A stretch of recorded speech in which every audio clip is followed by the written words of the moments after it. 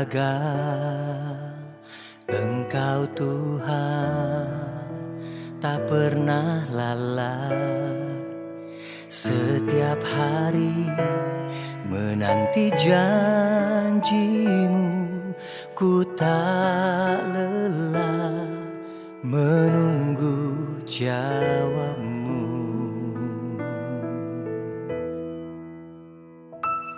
Dalam kasih-Mu Kau membawaku naik, dalam kuasa-Mu aku berlindung.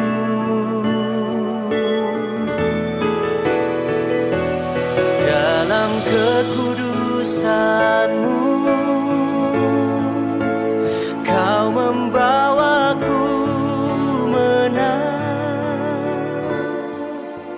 berjalan denganmu, ku lewati semua. Oh, Engkau Tuhan tak pernah gagal. Engkau Tuhan tak pernah lalai. Setiap hari menanti janji-Mu, ku tak lelah menunggu jawab-Mu. Dalam kasih-Mu Kau membawaku naik, dalam kuasa-Mu aku berlindung.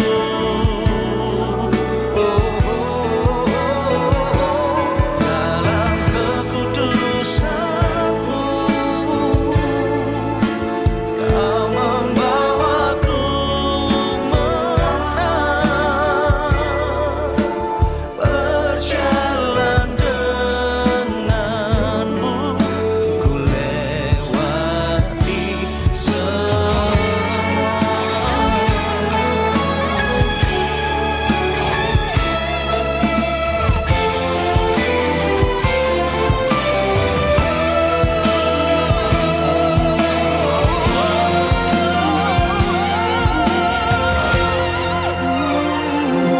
Dalam kasih-Mu, dalam kasih-Mu Kau membawaku naik, dalam kuasa-Mu aku berlindung.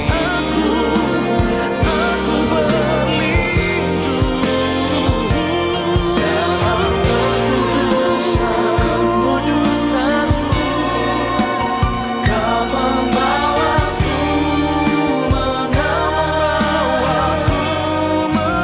berjalan denganmu, ku lewati semua. Berjalan hanya denganmu, ku lewati semua. Haleluya. Siapa yang di sini siap berjalan bersama Tuhan setiap harinya? Angkat tangan dong. Siapa yang di sini siap terbang tinggi bersama Tuhan? Boleh sama-sama buka tangannya, buka kedua tangannya ke kanan dan ke kiri. Iya, sudah. Ku kan terbang tinggi di awan bersamamu dalam kemuliaan. Sebab firman-Mu teguh menopang.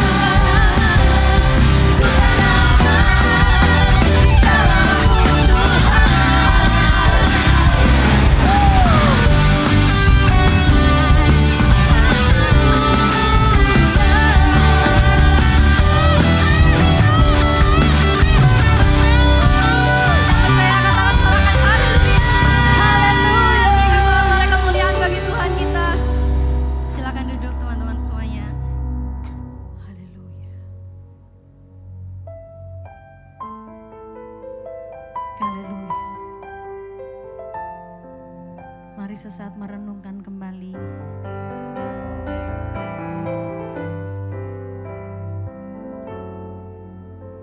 yang telah terjadi, yang sedang terjadi, yang akan terjadi. Kami memperbaharui komitmen kami dalam susah maupun senang, dalam kalah maupun menang. Sekali Yesus tetap Yesus.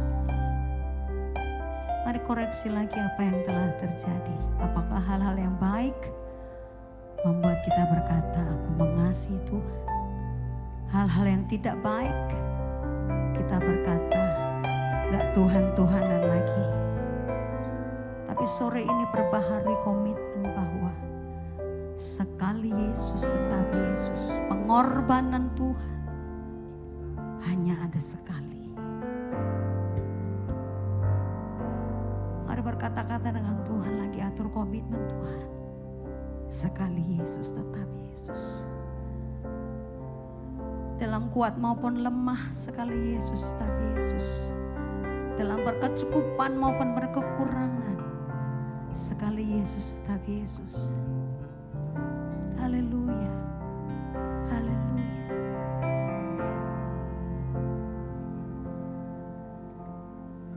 Haleluya.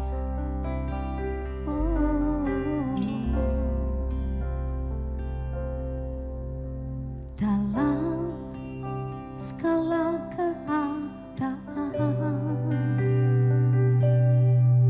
waktu terlimpah maupun kurang, tetap Yesus yang mempesona hatiku. Dia beri damai dan kesempatan baru di setiap musim kehidupan. Waktu ku kuat maupun lemah,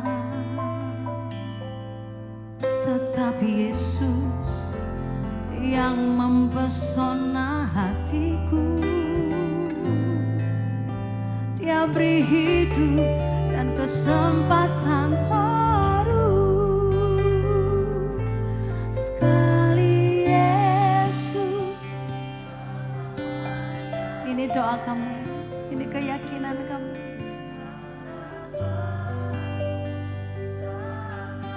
Yes Lord, yes Lord.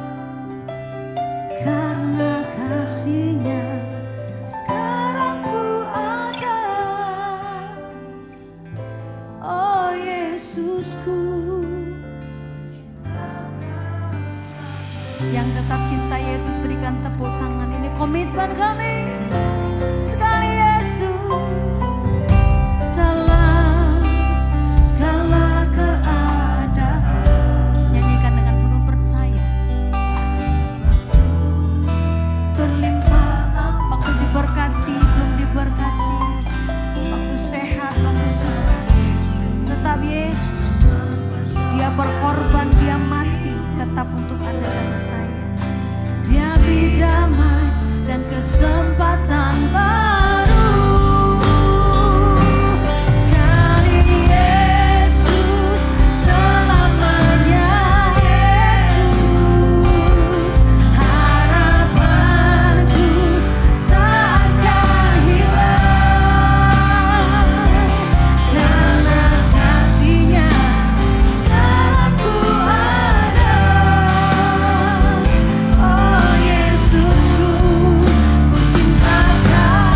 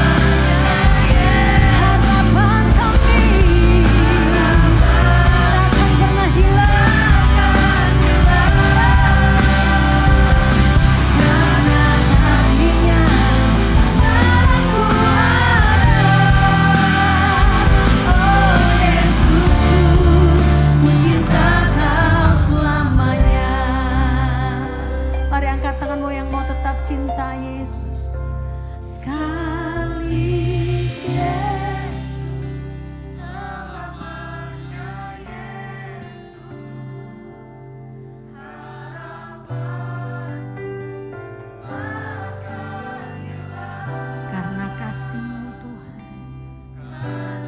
Kami ada hari ini. Amin. Oh Yesusku, ku cinta Kau selamanya. Lagi nyatakan sekali Yesus. Sekali Yesus selamanya. Harapan kami tak akan hilang karena kasih-Nya sekarang ku ada. Oh Yesusku, ku cinta Kau sekali Yesus, sekali Yesus selamanya. Harapanku takkan hilang karena kasih-Nya sekarang ku ada. Oh Yesusku, ku cinta Kau selamanya. Oh Yesusku, ku cinta Kau selamanya. Oh Yesusku, ku cinta Kau selamanya. Salam Tuhan Yesus.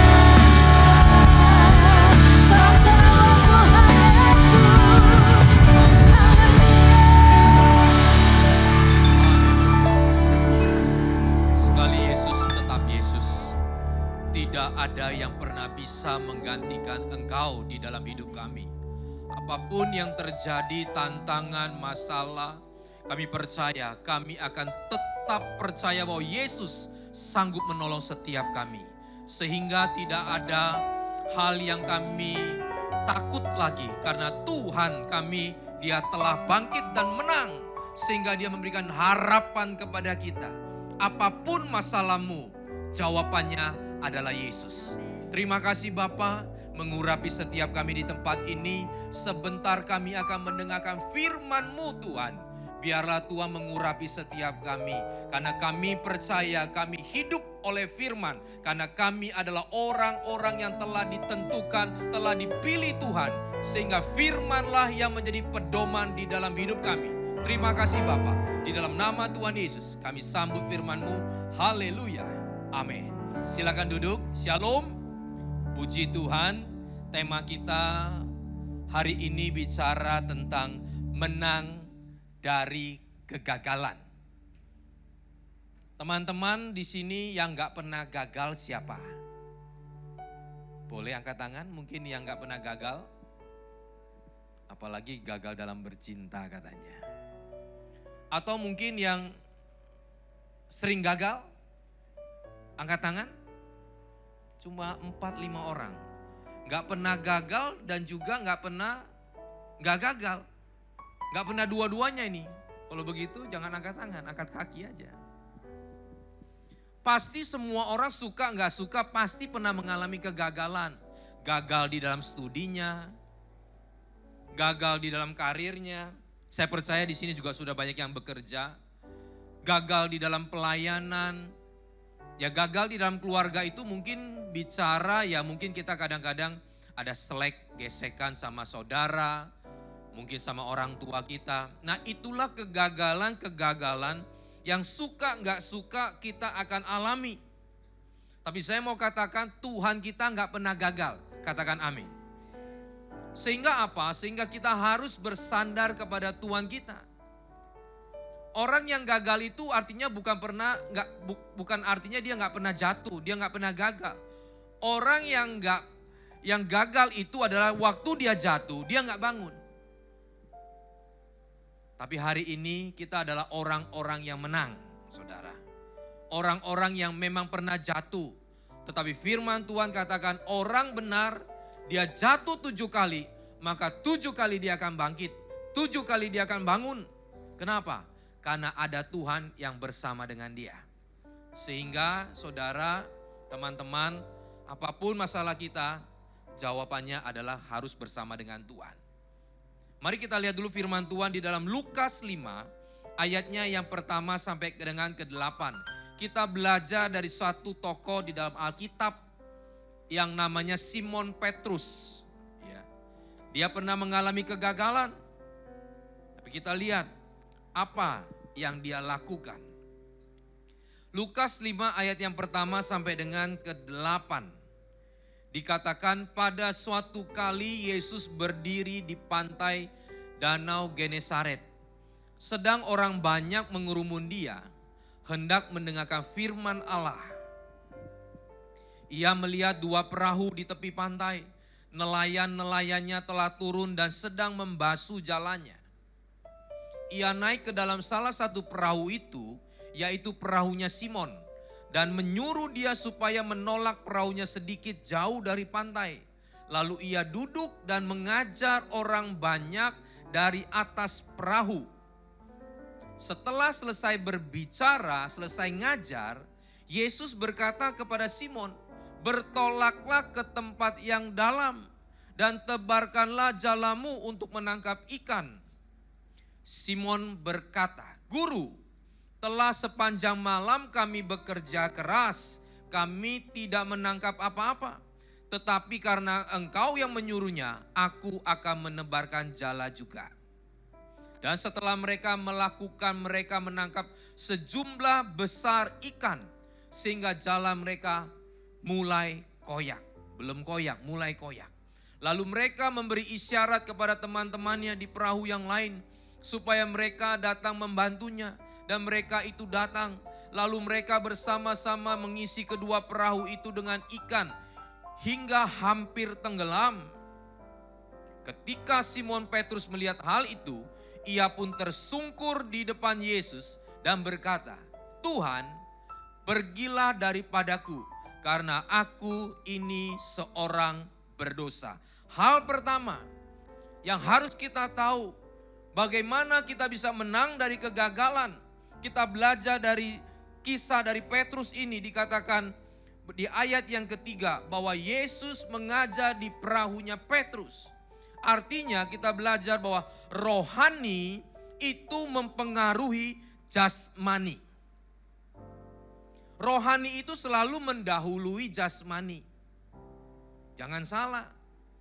Sesuatu yang tidak terlihat itu bukan berarti dia tidak ada. Sesuatu yang tidak lihat itu bahkan jauh lebih dulu daripada kita. Contohnya, angin, oksigen, udara di tempat ini, dia ada jauh sebelum kita. Gak kelihatan, tapi dia memberikan kehidupan kepada kita.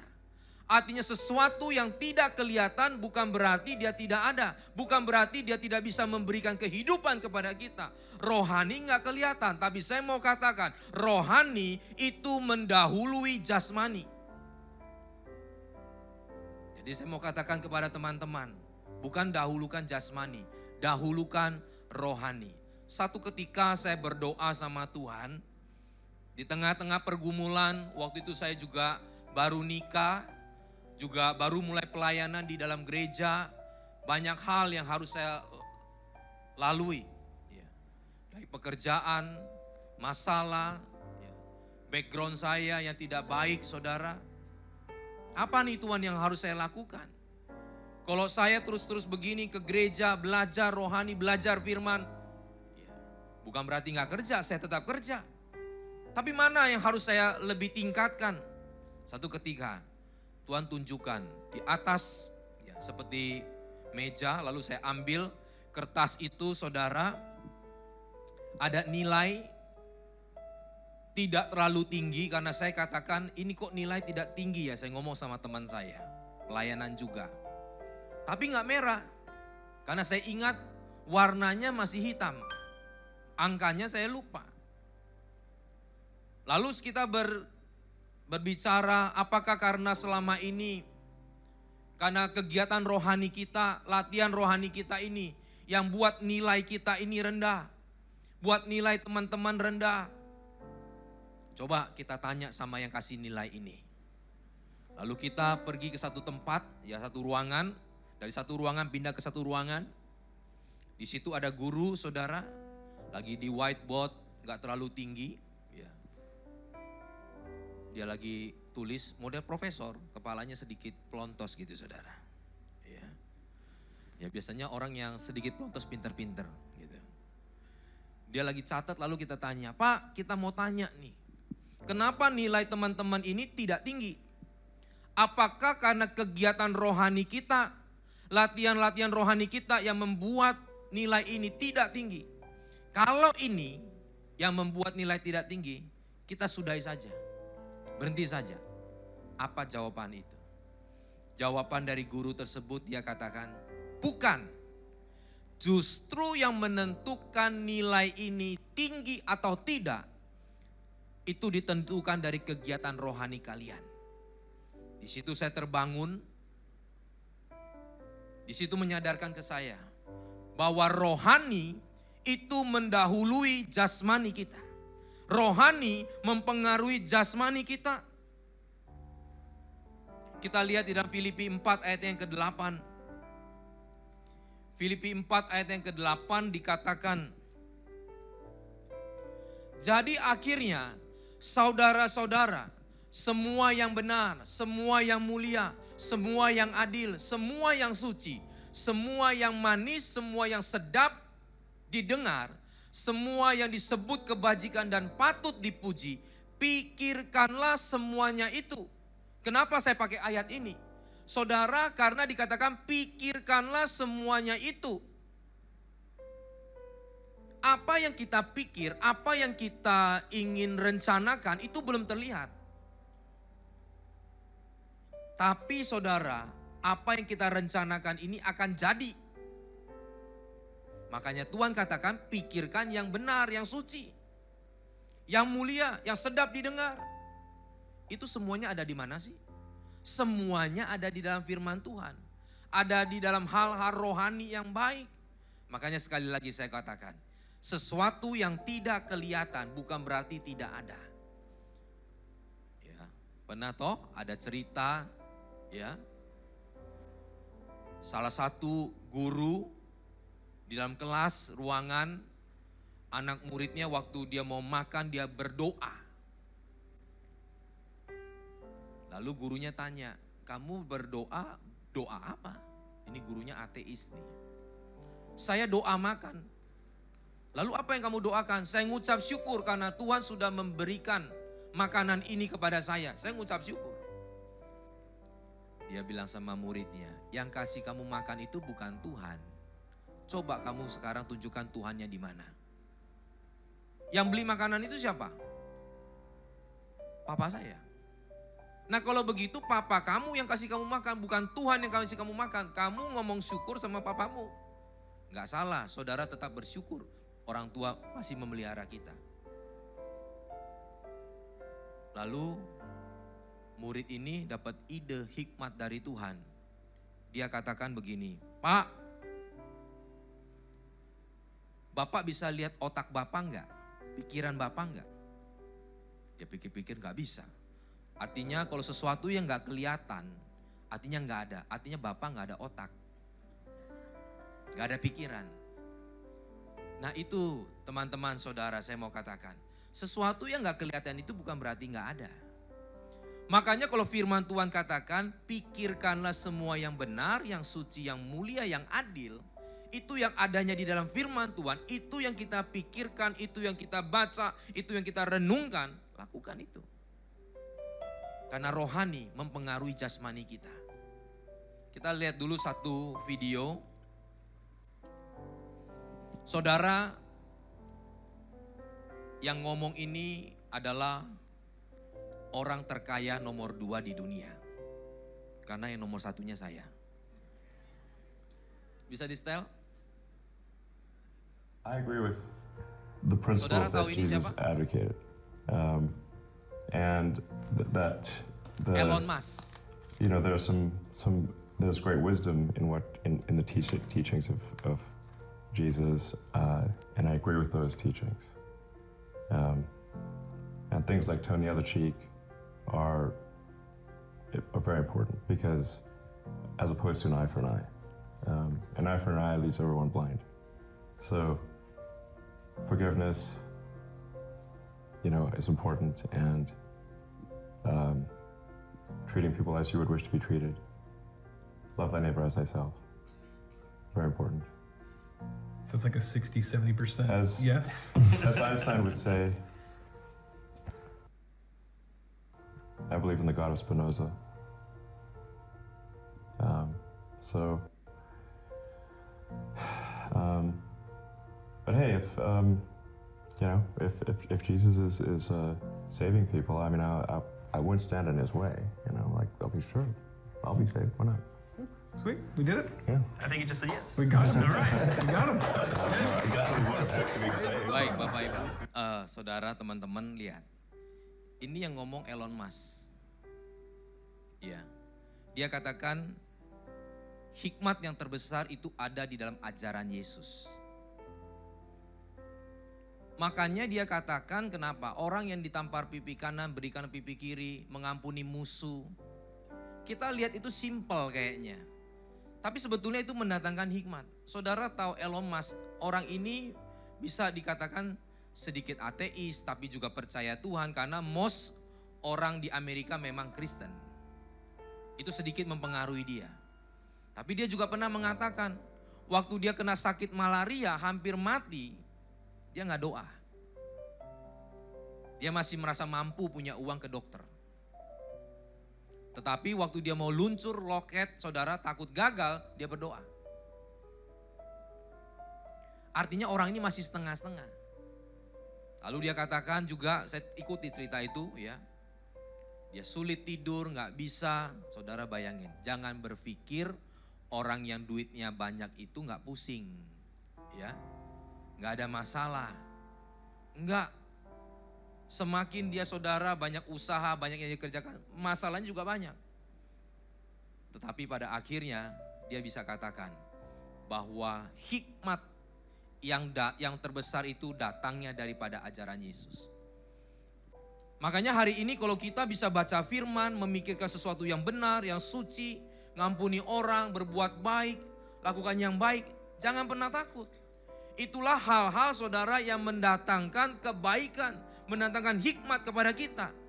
Dan itu akhirnya akan mempengaruhi hidup kita. Makanya Yesus datang kepada Petrus. Apa yang dia lakukan dulu? Tidak serta-merta langsung dia katakan, Petrus tebarkan jalamu. Enggak. Dia duduk di perahunya Petrus. Dia ngajar dulu. Dia bicara tentang rohani dulu. Karena rohani itu mendahului, mempengaruhi jasmani.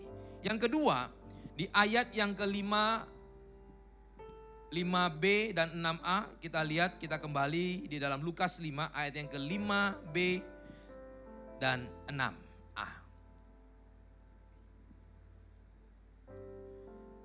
Simon menjawab, Guru, telah sepanjang malam kami bekerja keras dan kami tidak menangkap apa-apa. Pengalamannya banyak. Tahu bagaimana mancing nelayan. Tapi toh satu ketika mentok juga, nggak ketemu saudara. Tetapi karena engkau menyuruhnya, aku menebarkan jala juga. Ayat 6, dan setelah mereka melakukan, jadi waktu diperintah dia lakukan, mereka menangkap sejumlah besar ikan, sehingga jala mereka mulai koyak. Yang kedua adalah dengar-dengaran sama Tuhan. Dengar-dengaran sama Tuhan bukan sekedar kita dengar. Dengar-dengaran sama Tuhan itu artinya kita dengar, kita lakukan. Waktu Yesus ngomong sama Simon Petrus, tebarkan jalamu. Kalau dia gak bertindak, kalau dia gak melakukannya, maka saya memastikan dia tidak akan mendapat apa-apa. Dia tetap akan menjadi orang yang gagal. Oleh karena itu kita harus dengar-dengaran sama Tuhan. Karena Tuhan gak pernah gagal. Kalau dia berjanji dia pasti tepati. Cuma memang ada waktu dan cara Tuhan. Ya, cara Tuhan, ada cara Tuhan tuh. Bagaimana dia menepati janjinya. Bagaimana dia menjawab. Ada caranya memang. Sesuai dengan waktu dan caranya. Saya teringat waktu dulu, ya, saya juga kerja pernah di properti. Nah, ini saya mau katakan bahwa kalau Tuhan sudah berjanji, apapun halangan yang kita akan hadapi, itu pasti akan terjadi. Yang penting, apa yang Tuhan perintahkan kita lakukan. Waktu saya kerja di properti itu, ya, ada satu rumah cukup mewah. Sebelum saya kerja pun saya sering lihat ditempel dijual tapi tidak pernah terjual. Lalu setelah saya kerja di properti, saya mulai cari pemiliknya dan saya dapat nomor telepon, saya listing rumah itu. Singkat cerita saya ngomong sama ownernya, Pak kasih saya eksklusif. Ini yang kerja di properti ngerti pasti. Eksklusif itu artinya saya doang yang jual. Orang lain mau jual pun harus lewat saya. Kerjasama sama saya, bagi hasil nanti. Fee-nya bagi. Saudara, sebelum saya lakukan itu, Tuhan janji sama saya melalui mimpi. Dia kasih visi sama saya. Ownernya datang ke saya, ya kasih seperti amplop gitu ya. Kasih amplop, lalu saya buka isinya uang gitu. Bukan surat cinta, isinya uang. Nah dari sejak itu saya tahu ini Tuhan lagi buat sesuatu nih. Sehingga saya bilang eksklusif deh Pak, kasih saya. Saudara, waktu saya eksklusif, rupanya puji Tuhan, ada salah satu pemilik airline, kebetulan tinggal di seberang. Dia beli, saudara, dia telepon saya, singkat cerita dia kasih DP. Tapi yang terjadi apa? Waktu dia kasih DP begitu dia bilang gini, Henry, ini karena belum bisa balik nama, karena masih warisan ya, masih urus anaknya ada yang di luar negeri, masih perlu 2-3 bulan, saya mau renov dulu rumahnya. Saya mau hancurkan bagian atas, saya mau renov. Saudara, biasanya kalau kita ini agent pengen buru-burunya jual. Saya tanya pemilik bilang terserah kamu. Kalau memang dia, ya pemilik airline siapa yang takut saudara, pasti dia beli gitu loh. Tapi ingat, kita mau menerima janji Tuhan, kita juga harus ikuti prosedur Tuhan. Jangan cheating. Jangan saudara terburu-buru. Jangan menghalalkan segala cara. Yang gak boleh kita tabrak aja. Wah ini dari Tuhan pokoknya pasti jadi. Tetap ikuti prosedur Tuhan. Boleh gak rumah yang belum lunas direnovasi dihancurkan? Kejadian hidup orang itu gak ada yang tahu Bapak Ibu. Teman-teman gak ada yang tahu. Saya doa, dalam hati kecil saya mengatakan jangan. Saudara tahu, akhirnya saya datangi orang tersebut, saya bilang Bu tidak bisa. Lalu dia katakan kamu gak bisa kerja sama orang kaya. Sudah, mau bilang apa? Nah kalau pembatalan sepihak bukan karena kesalahan kita, itu harusnya DP hilang. Tapi kita komitmen kita kembalikan, sudah. Sudah 3 bulan berlewat, pasang lagi semua. Saudara tahu airline itu tutup. Saya gak perlu sebut nama airline-nya. Tutup. Gak sampai 3 bulan atau 4 bulan airline itu tutup. Kita gak tahu masa depan tapi Tuhan tahu. Tapi bagaimana nih dengan janji Tuhan yang Tuhan bilang kamu yang jual. Sebelah rumah saudara, ada tempelan begitu banyak dia telepon saya.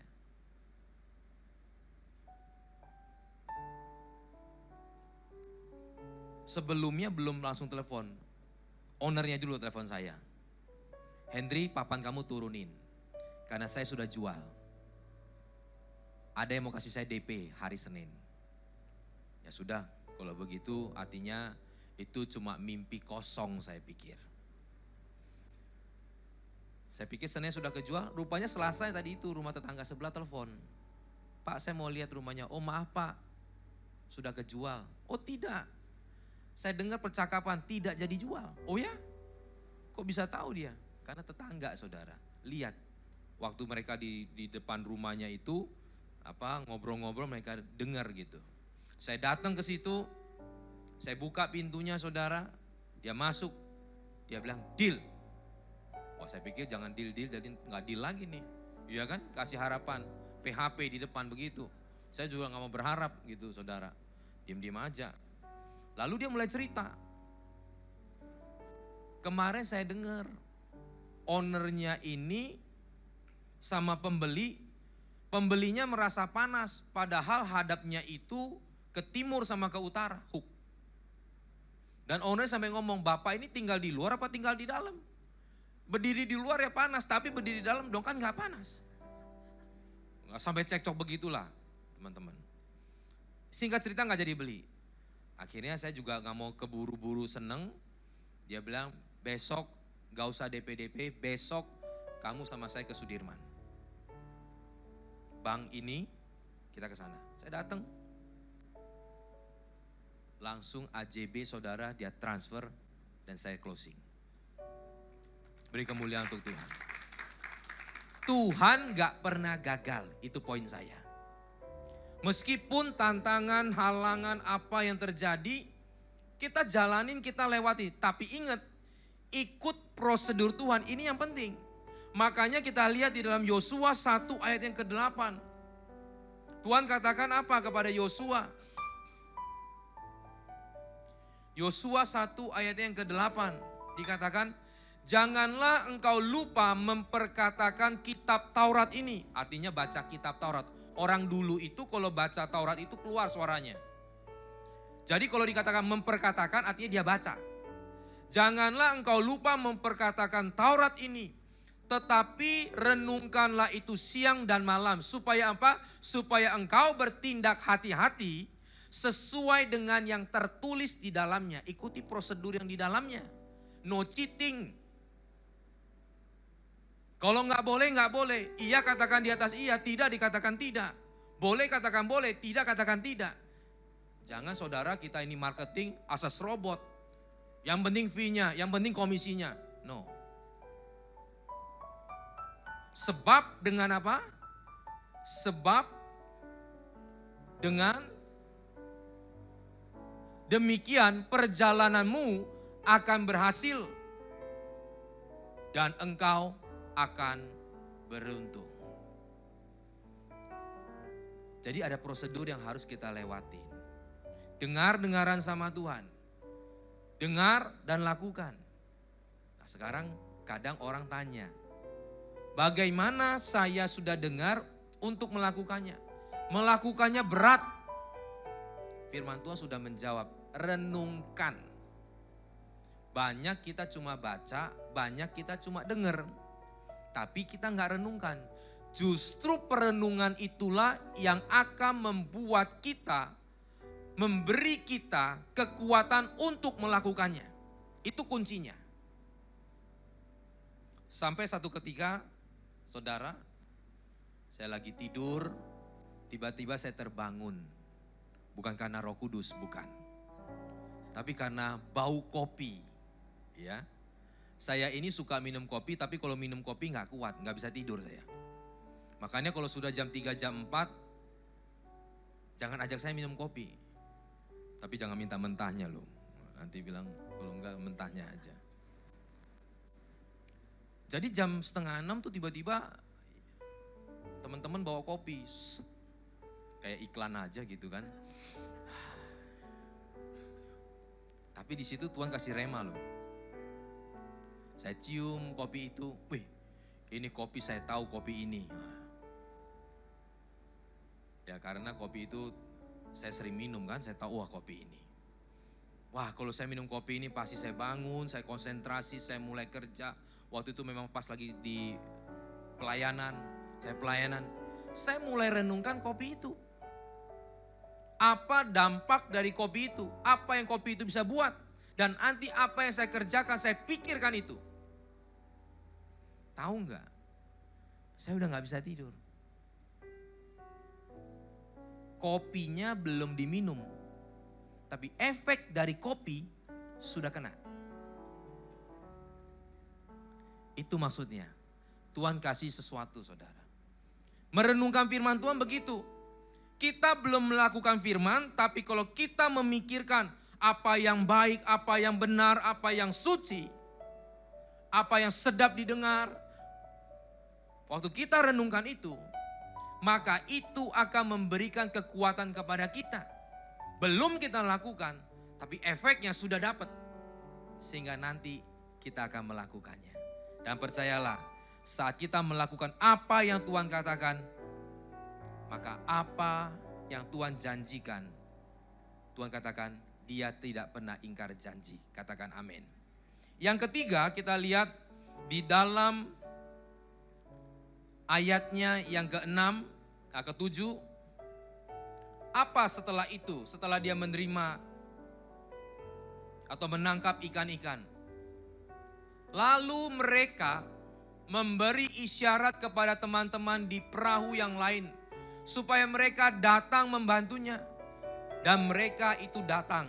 Lalu mereka bersama-sama mengisi kedua perahu itu dengan ikan hampir tenggelam. 2 perahu aja hampir tenggelam. Kalau diambil semua, saya terlalu yakin perahunya pasti tenggelam. 2 aja hampir tenggelam. Di sini mengajarkan kepada kita, hidup harus menjadi saluran berkat. Katakan amin. Hidup harus menjadi saluran berkat. Kegagalan yang kita alami, Tuhan izinkan sebetulnya supaya kita bisa merasakan kegagalan orang lain. Sehingga waktu Tuhan memberkati kita, kita tahu perasaan orang lain.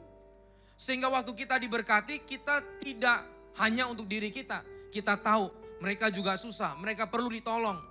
Sehingga waktu kita diberkati, jangan disimpan dewe. Nah itu bahasa Ibrani itu.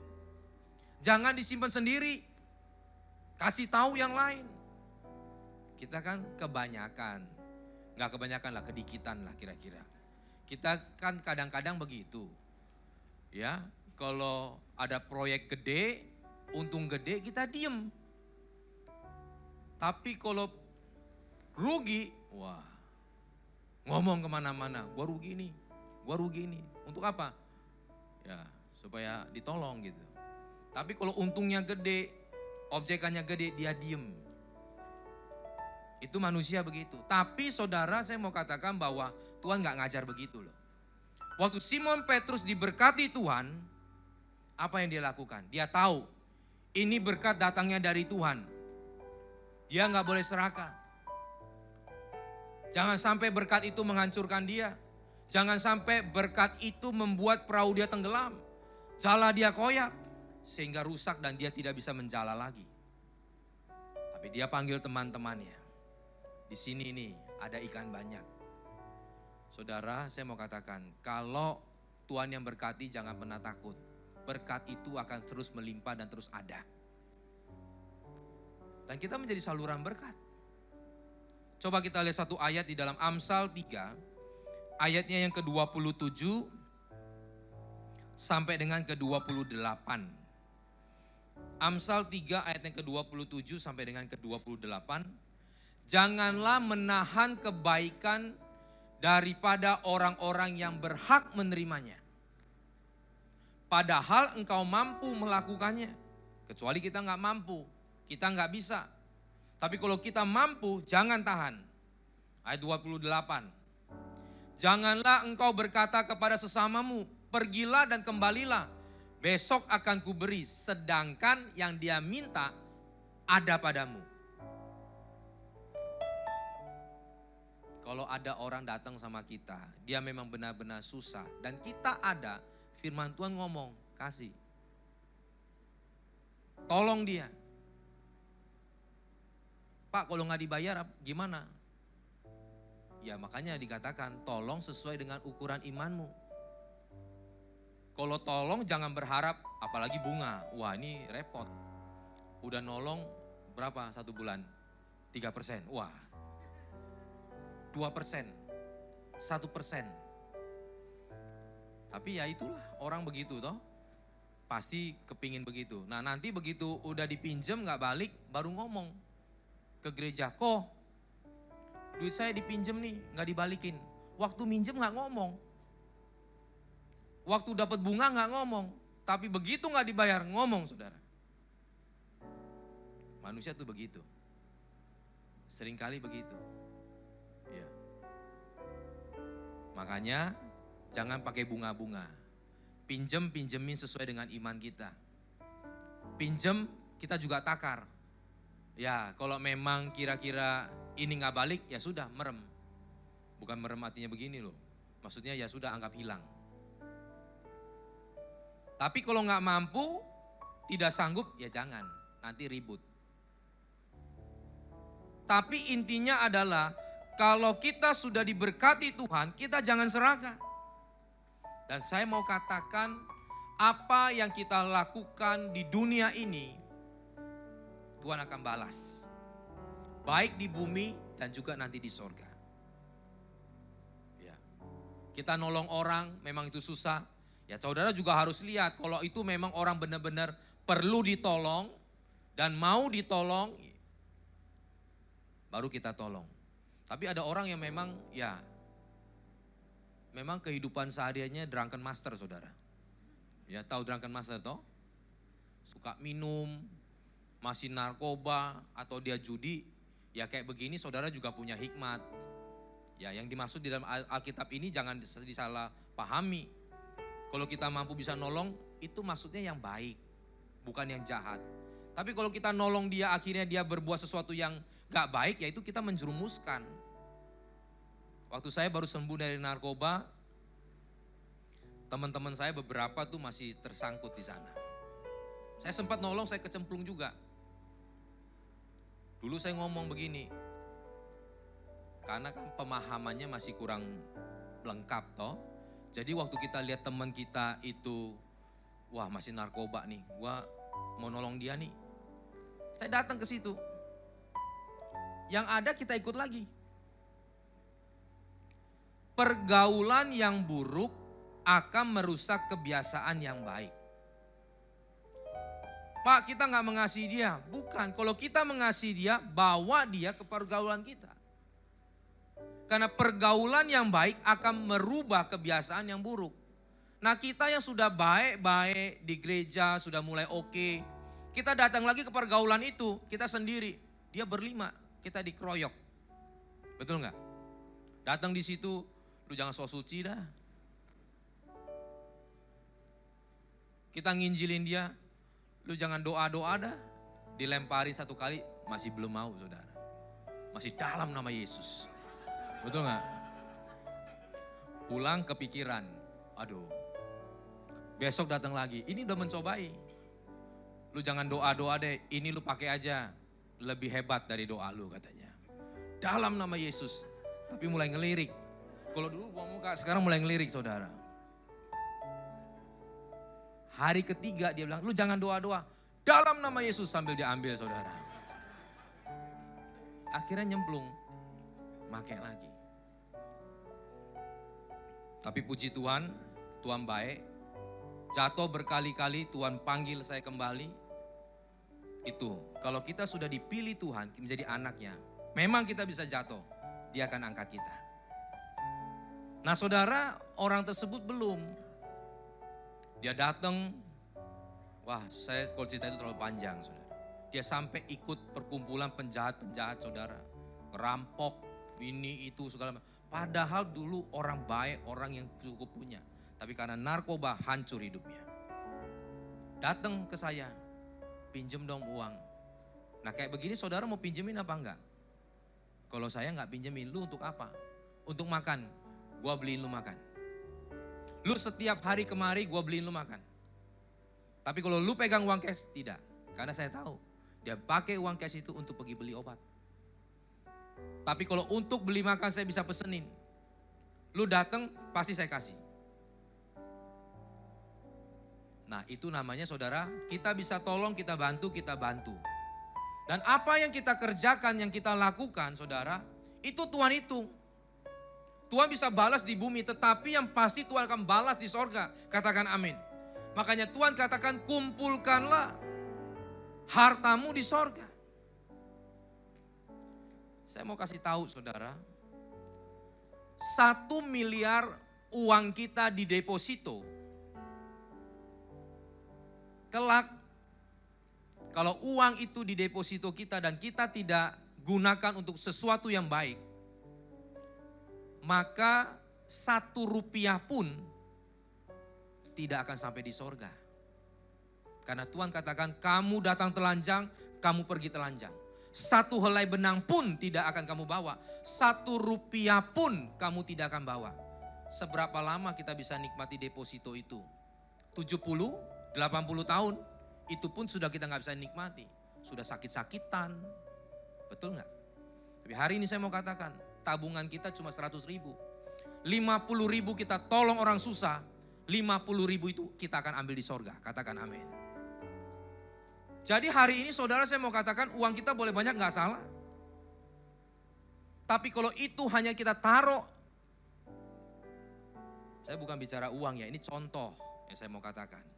Tapi kita tidak jadikan saluran berkat, maka kelak 1 rupiah pun kita gak akan bawa ke sorga. Tapi hari ini kita ada 5 ribu di kantong. Kita lihat orang susah memang gak makan, bukan sembarangan ngasih, di pinggir jalan asal ngasih. Enggak saudara. Memang kita tahu orang ini susah, memang Tuhan suruh kita kasih, ada feeling toh. Orang ini benar-benar susah nih, gak bisa makan, beliin makan. Saya mau katakan 10 ribu yang kita kasih dia makan akan sampai di sorga. Berkat yang Tuhan berikan, ingat, bukan hanya sekedar berkat, tapi ujian. Apakah kita bisa menjadi saluran berkat? Banyak orang gak kuat setelah mendapat berkat dari Tuhan. Dia pikir ini berkat hanya milik dia sendiri. Sehingga waktu dia diberkati, dia ngumpulkan untuk sendiri. Ada orang susah, gak dia tolong. Ya, kalau sampai Tuhan memberkati dan kita yakin itu datangnya dari Tuhan, kita lihat kisahnya Simon Petrus. Dia tahu ini Tuhan yang suruh dan akhirnya memang betul Tuhan tunjukkan. Jalannya hampir koyak. Dan dia tahu ini datangnya dari Tuhan. Maka dia panggil teman-temannya. Di sini ada ikan. Dan dikatakan apa? Berkat yang terbaik Tuhan berikan. Ikannya besar-besar. Artinya dia pernah nangkap ikan yang kecil toh. Tapi kalau Tuhan yang suruh dikasih berkat yang terbaik. Nah makanya hari ini saudara, kalau kita bersaksi kita ngomong, gua gak pernah nih dapat kayak berkat kayak begini. Kok tiba-tiba dapat? Percayalah, itu bukan untuk kita sendiri. Tapi untuk Tuhan titipkan kepada kita, untuk juga jadi saluran berkat untuk orang lain. Ayat selanjutnya yang ke-8 dikatakan, apa yang Petrus katakan setelah dia melihat dan menerima semua berkat itu? Ayat yang ke-8 dikatakan, ketika Simon Petrus melihat hal itu, ia pun tersungkur di depan Yesus dan berkata, Tuhan, pergilah daripadaku. Ini Petrus bukan sedang ngusir Yesus, bukan. Tapi apa? Karena aku ini seorang yang berdosa. Orang yang gak layak. Artinya apa? Berkat dari Tuhan akan membuat kita bertobat. Katakan amin. Berkat dari Tuhan akan buat kita jadi rendah hati. Berkat dari Tuhan akan merubah setiap karakter kita. Petrus katakan aku gak layak. Aku orang berdosa. Aku gak layak Tuhan. Dia tersungkur. Artinya apa? Orang yang terima berkat dari Tuhan bukan jadi arogan. Tapi dia jadi orang yang rendah hati dan dia menjadi orang yang bertobat. Amsal 10 ayat yang ke-22.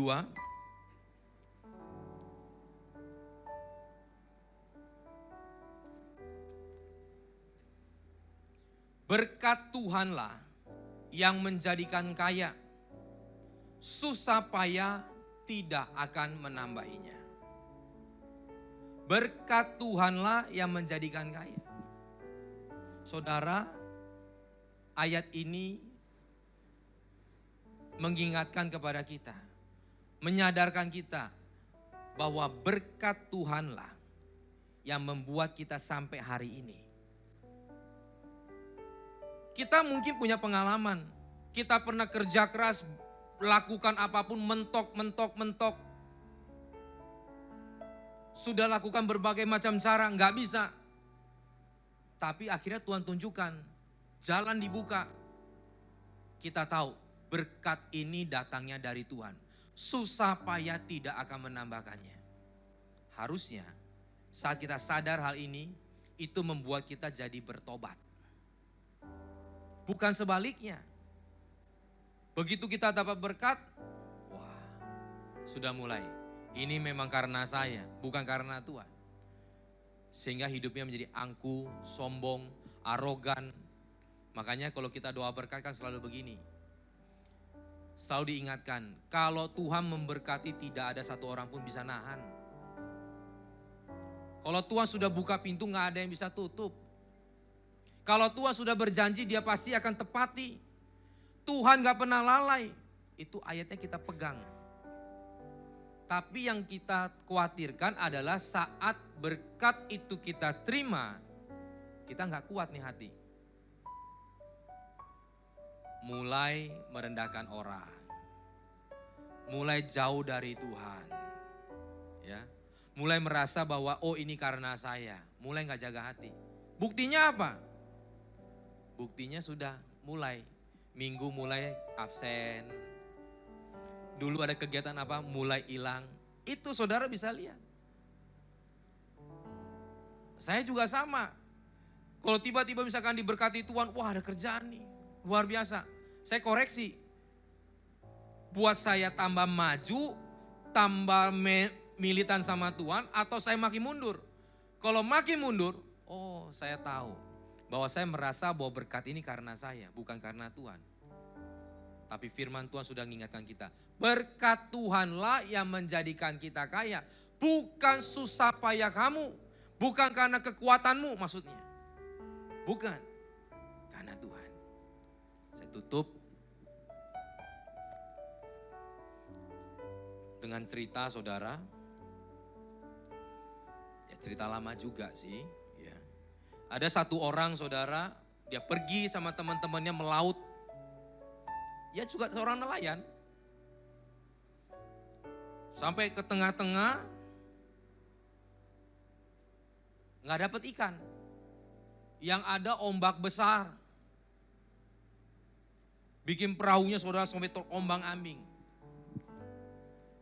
Dan dia merasa bahwa ini hari terakhir dia. Karena seorang nelayan tahu, kalau ombak sebesar ini nggak mungkin selamat. Sehingga saudara mereka ada 4 orang, yang salah satunya dia doa. Dia bilang, Tuhan, saya belum mau mati. Tuhan tolong saya kali ini aja Tuhan. Dan ikan-ikan yang kami sudah tangkap ini, tangkap ikan sudah dapat saudara ikannya. Nanti Tuhan, begitu Tuhan selamatkan saya, semua ikan ini saya akan kasih ke orang susah, orang miskin. Bantu pekerjaan Tuhan, asal Tuhan tolong nyawa saya. Selamatkan kami semua di sini. Masih bujangan saudara, dia masih ngomong lagi, Tuhan belum kawin nih. Pas dia ngomong begitu langsung ombaknya teduh. Wah dia seneng banget. Buru-buru saudara dia pulang sampai ke daratan. Dia jual ikan itu semua. 3-4 hari gak kedengeran suaranya. Temennya yang 3 ini merasa bersalah. Masa dia denger. Dia tanya. Panggil apa? Kira-kira panggil Boy gitu ya. Boy, kemarin waktu lu di laut lu ngomong loh. Kalau kita selamat, apa yang kita dapat ini mau kasih ke pekerjaan Tuhan loh. Lu sudah bernazar, Tuhan sudah selamatkan kita. Tapi sekarang kamu gak lakukan. Dia ngomong apa saudara? Itu kan janjinya di laut, ini kan di darat. Berkat tidak membuat orang itu bertobat. Seharusnya kita sadar, berkat Tuhanlah yang menjadikan kita kaya. Bukan karena susah payah kita, bukan karena kekuatan kita, bukan karena kehebatan kita. Semata-mata hanya karena kebaikan Tuhan yang nolong kita Bapak Ibu, saudara-saudara. Nah, kita harus tahu, berkat Tuhanlah yang menjadikan kaya. Susah payah tidak akan menambahnya. Mari kita bangkit berdiri. Hari ini kami belajar Tuhan. Kami pernah melewati kegagalan. Dan mungkin hari ini kami dalam posisi itu. Tapi hari ini juga Tuhan katakan, percayalah. Rohani itu mendahului, mempengaruhi jasmani kita. Sehingga Tuhan mau izinkan Tuhan, dia mengajar di dalam hidup kita. Pikirkanlah yang benar, yang suci, yang mulia. Bukan kau mengatur strategi untuk cheating sama orang. Bukan kita mengatur strategi untuk menipu orang. Ikuti prosedur Tuhan.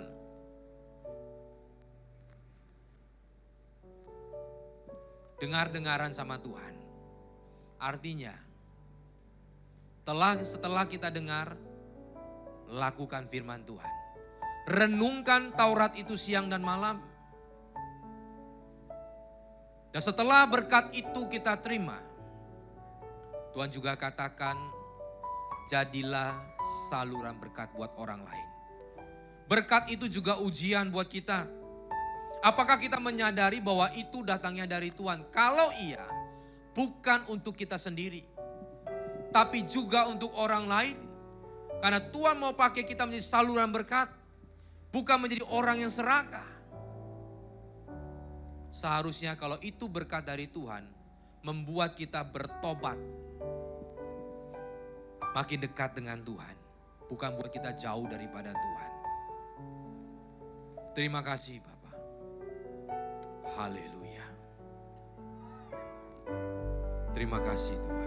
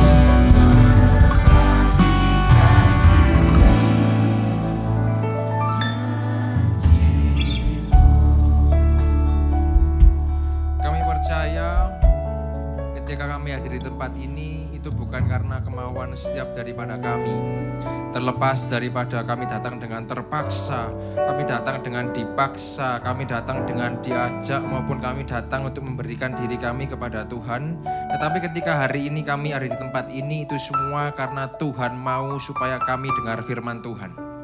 Mengucap syukur buat hari ini, buat firman Tuhan yang sudah disampaikan Tuhan. Kau memberkati hambamu Pak Hendri Ang yang sudah menyampaikan firman Tuhan di tempat ini, keluarga, pekerjaan, semuanya diberkati Tuhan. Dan berkati firman Tuhan yang sudah kami terima, Roh Kudus mampukan kami untuk melakukannya dalam setiap kehidupan kami, supaya dimanapun kami berada, orang lihat kami, orang ketemu dengan kami, orang kenal dengan kami, mereka bisa lihat Tuhan Yesus dalam setiap kehidupan kami Tuhan. Ibadah pada hari ini telah selesai. Kami juga berdoa Tuhan untuk gereja-gereja yang ada di seluruh dunia. Bagi para hamba Tuhan sampai kepada semua jemaatnya. Kiranya Tuhan memberkati mereka semua supaya mereka menjadi berkat dan berdampak. Sehingga gereja di seluruh dunia dipenuhi oleh jemaat yang mencari Tuhan dengan tulus dan takut. Buat semua hamba Tuhan dan gereja bersatu, rukun dan tidak terpecah-pecah. Supaya dunia percaya Yesus adalah Tuhan bagi kemuliaan Allah Bapa. Demikian juga untuk gereja di mana kami Engkau percayakan untuk mengembalakannya, yaitu gereja Blessing in the Spirit. Kami juga berdoa Tuhan untuk persembahan dari jemaat. Kiranya Tuhan menerima dan membalas berlipat-lipat biar persembahan ini berkenan kepada Tuhan. Sebagaimana persembahan Habel. Tuhan beri kemurahan-Mu, balaslah kebaikan dan kerelaan hati jemaat. Jaga dan lindungi mereka serta pelihara mereka beserta keluarga, pekerjaan dan kesehatannya. Mari saudara sama-sama kita dekapkan kedua tangan kita di dada. Firman Tuhan berkata, jagalah hatimu dengan segala kewaspadaan karena dari sanalah terpancar kehidupan. Jemaat yang dikasihi Tuhan, jadilah berkat dan terimalah berkat rahmat anugerah dari Allah Bapa di surga di dalam Putra Tunggalnya Yesus Kristus yang telah mati bagi dosa kita dan bangkit pada hari ketiga, sehingga kita menyembah Tuhan Allah yang hidup dan iman kita bukan kepada Tuhan yang mati, dan Dia naik ke surga untuk menyediakan rumah bagi kita, sehingga kita punya pengharapan yang pasti, dan Dia akan datang kembali untuk kedua kalinya, menjemput gereja dan umatnya berjaga-jaga, kudus, dewasa, dan bijaksana, serta menghakimi dunia. Dan di dalam persekutuan dengan Roh-Nya yang kudus, yang membuat hati kita berkobar-kobar, dan roh kita menyala-nyala di dalam kasih semula. Roh Kudus yang menghibur, menguatkan, memelihara, menginsyafkan, menuntun, dan memimpin kita kepada kebenaran dan kekudusan, serta menjadi saksi Kristus mulai hari ini sampai selama-lamanya. Mari sama-sama kita tutup dengan doa Bapa kami bersama-sama. Bapa kami yang di dalam surga, dikuduskanlah nama-Mu, datanglah kerajaan-Mu, jadilah kehendak-Mu di bumi seperti di surga. Berikanlah kami pada hari ini makanan kami yang secukupnya, dan ampunilah kami akan kesalahan kami, seperti kami juga mengampuni orang yang bersalah kepada kami. Dan janganlah bawa kami dalam pencobaan, tetapi lepaskanlah kami daripada yang jahat, karena Engkau yang punya kerajaan, dan kuasa, dan kemuliaan, sampai selama-lamanya. Amin. Silakan duduk, saudara. dalam kasih